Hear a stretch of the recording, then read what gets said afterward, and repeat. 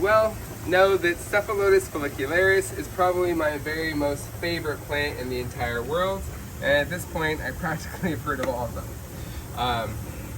It looks just like a tropical pitcher plant or a Nepenthes, or at least very, very similar, but actually they're not related at all. In fact, Cephalotus is so distantly related to all other plants, it took them forever to figure out how it was related. They placed it in numerous different orders over the years, and now it's settled into oxydales, which means it's just a really, really fancy oxalis. And oxalis, for those of you who don't know, is that little clover weed that grows in your greenhouse and shoots its seeds everywhere when you touch it. But anyways, they're native only to southwestern Australia, just a very coastal area there, in kind of seepages and other wet areas. One population actually grows up on sandy cliffs up above the ocean, and occasionally big giant clumps of Cephalotus just tumble into the sea, which is so sad to even think about.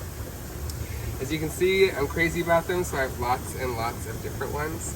This one right here is about the biggest Cephalotus pitcher I've ever seen. You can see it's bigger than my thumb. One of the things that makes them interesting is they have these clustering rosettes of trapping pitchers, but then they also have photosynthetic leaves. That's these guys right here that are spade-shaped, and they're for photosynthesis to make their sugars from the sun.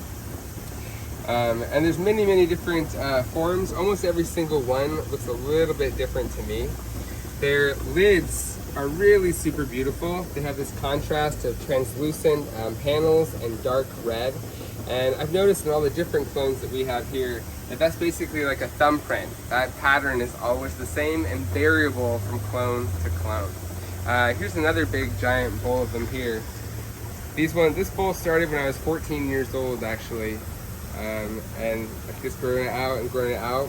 They have underground stolons that creep and pop up to form new plantlets, and you can see all around the edge here, that's what's happening here, is the stolons are hitting the edge of the pot. And so with time, this will totally fill up again, full of mounded up cool traps. I hope you guys will love these guys as much as I do. I'm so happy to see them doing really super well. And we're going to do an ultimate care guide on these really soon because they have kind of an unfair reputation for being fussy and hard to grow, but I can teach you how.